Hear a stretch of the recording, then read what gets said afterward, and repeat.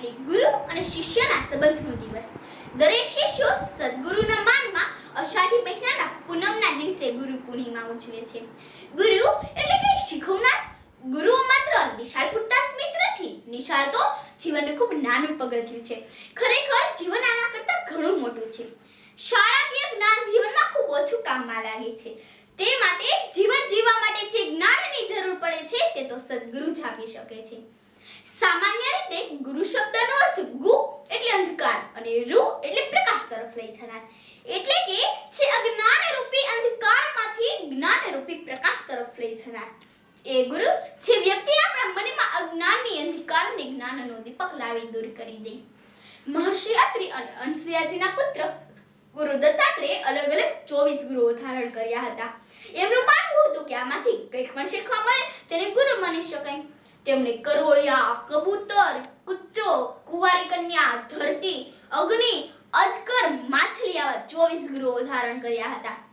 ગુરુઓ તો સૌના જીવનમાં હોય છે. ભગવાન શ્રી કૃષ્ણના ગુરુ સાંદીપની ઋષિ, ભગવાન શ્રી રામના ગુરુ વિશ્વામિત્ર, દેવતાઓના ગુરુ બૃહસ્પતિ અને દાનવોના ગુરુ શુક્રાચાર્ય તો છે જ. માટીમાં બનેલી ઈંટ, કાચી ઈંટ વાવાઝોડા અને અતિવૃષ્ટિનો સામનો કરવા માટે સમર્થ નથી હોતી. જો એ જ ઈંટને ભઠ્ઠામાં પકાવવામાં આવે તો તેની મજબૂતાઈ અનેક ગણી વધી જાય છે. એમ ગુરુ શિષ્ય રૂપી ઈંટના જીવનમાં ભઠ્ઠામાં પકવવાનું કામ કરે છે.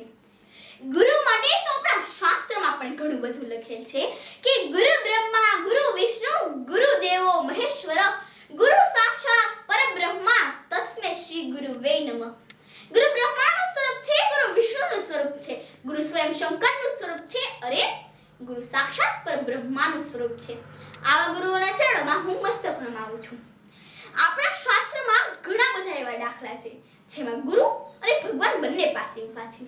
તો પણ શિષ્યોએ હંમેશા ગુરુના જ પગ પકડ્યા છે. ઈશ્વર કરતાં પણ ગુરુને વધારે માન આપવામાં આવે છે. તેથી તો કહેવાય છે કે ગુરુ ગોવિંદ દોનો ખડે, ગુરુ ગોવિંદ દોનો ખડે, કાકો લાગુ પાઈ, બલિહારી ગુરુ આપને ગોવિંદ દિયો બતાય.